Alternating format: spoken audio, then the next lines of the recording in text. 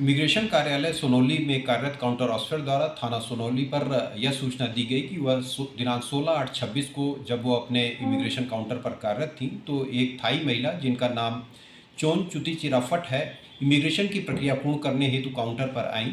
उनके पास वैध पासपोर्ट व वैध टूरिस्ट वीज़ा था, परंतु जब उनके अभिलेखों को चेक किया गया तो उनके मोबाइल में भारतीय अभिलेखों की डिजिटल प्रतियां मिली। यह पाया गया कि उनके द्वारा अपना नाम बदलकर भारत का वोटर आईडी, आधार व पैन कार्ड बनवाया गया है, जिसमें उन्होंने अपना नाम करुणा रूपानी देवी दासी प्रदर्शित किया है।